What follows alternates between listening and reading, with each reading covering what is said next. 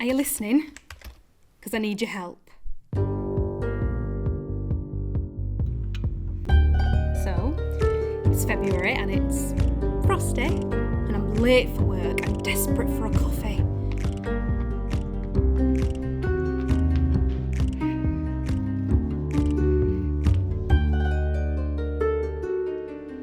It's been a year since I got lucky and landed this job as a curator at Leeds Discovery Centre.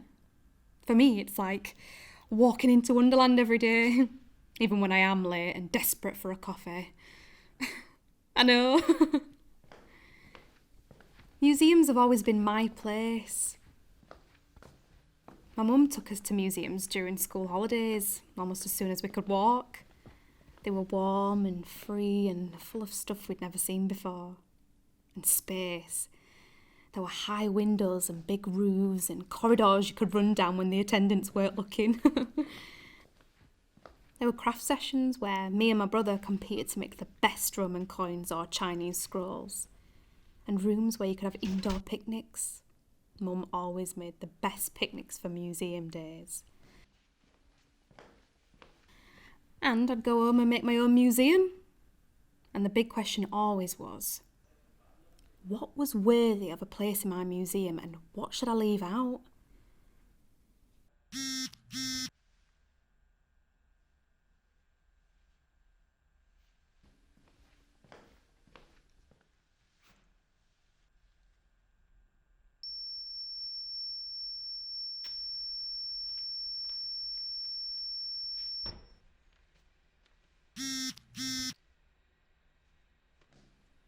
Every morning, no matter what.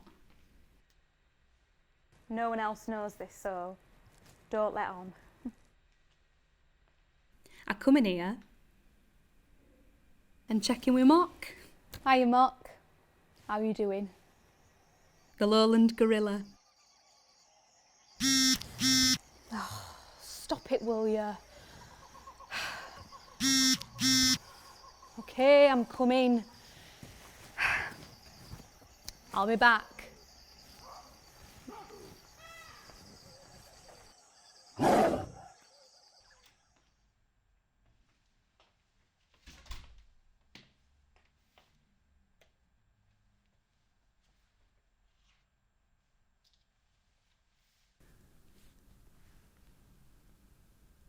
Dear Jess Harrison, please see following email showing photos of a small Egyptology collection that I found in my loft. These came to my grandmother from a neighbour who I believe was a relative of Aquila Dodgson. Would they be of any interest to the museum? Sincerely, Mrs. Susan Bletherswick. Aquila Dodgson?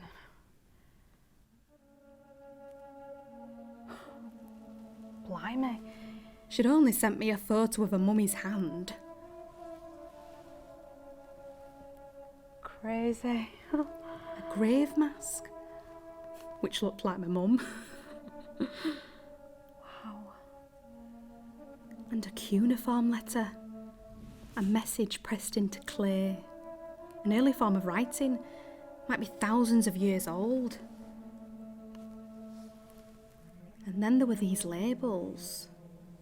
Mummified human hand with crossover linen bandaging. Received Flinders Petrie, 1892. Tel Now, this is not what happens most cold February mornings. Cuneiform letter from Tel Received Flinders Petrie, 1892. And Bletherswick? What sort of a name is that? Some weird hoax. But the labels... Could that really be Aquila Dodgson's handwriting?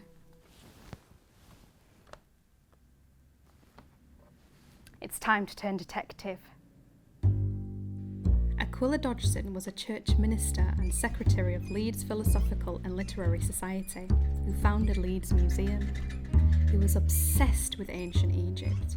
In 1891, in his 60s, he left Leeds with his wife Jane and sailed down the Nile to Amarna to join Sir William Flinders Petrie, the archaeologist.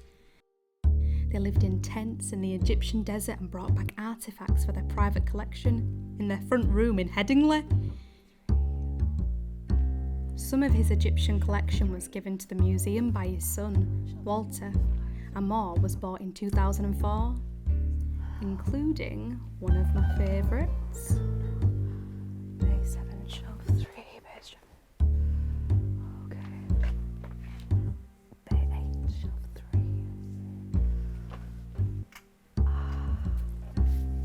Now then, my beauty.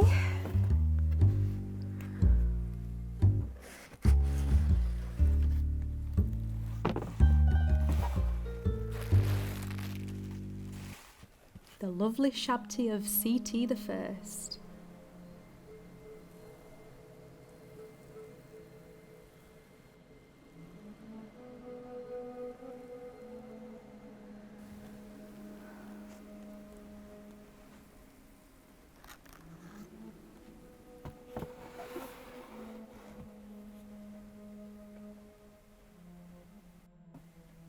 That's Aquila Dodgson's handwriting.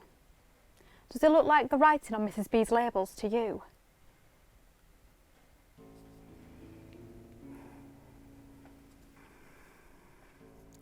It did to me. And that meant the mummy's hand and the cuneiform letter really could be from his collection. I wanted to call Mrs. Bletherwick straight away and tell her, I'm cycling over to see you now. Can we look for more labels? Do you have anything else? But that's when the big question from my own childhood museums came back to me. What's worthy of a place in my museum, and what should I leave out? Do we want Susan Bletherwick's items in Leeds museums or not? It's not as if we don't have rather a lot of other things.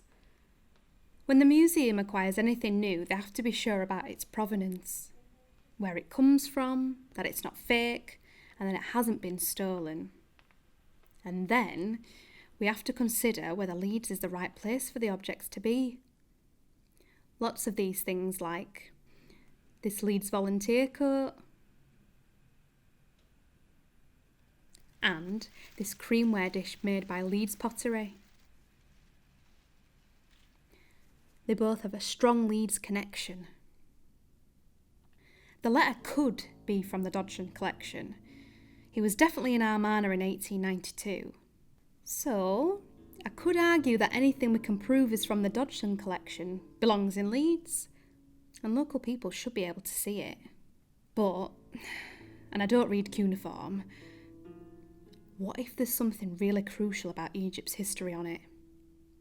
Why should Leeds have it? Shouldn't it be returned to Egypt? Then, there's the mummy's hand. Aquila Dodgson did have at least one mummy's hand in his collection. Having your own mummy was all the rage. Bramley Kent, a farmer in Beckwithshire, had a mummy propped up in the corner of his parlour.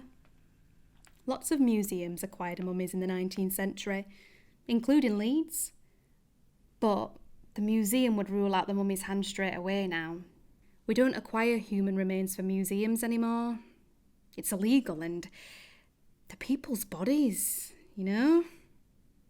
So, that leaves the grave mask. No Aquila Dodgson labels, so no provenance. And no clear connection to Leeds. But, like I said, I loved museums as a kid. They connected me to the world. But most of all, I loved the ancient Egyptians. They were so beautiful and clever. They invented paper and ink, locks and keys, geometry, the plough and masses of other stuff too. And the grave mask. I'd love to have it on display in Leeds, if I could only find out more. Without any more information, I'll struggle to prove it's not stolen or taken out of Egypt illegally. But what do we mean by stolen? When Flinders Petrie took any item out of Egypt, it had to be approved by the Egyptian government. So, they weren't stolen, were they? On the other hand, Egypt was under British military rule at the time, so you could say the Egyptians didn't have much choice. And how do we decide who owns anything that's been buried for thousands of years anyway? Is it the archaeologist who finds it? Or the person who's paying the archaeologist to dig? Is it the person who owns the land? Or the whole country where the dig takes place? Or should we find a way to hold these treasures in common, so that we can all see and understand how beautiful and clever people are the world over? What do you think, Mark? Nothing is simple, is it?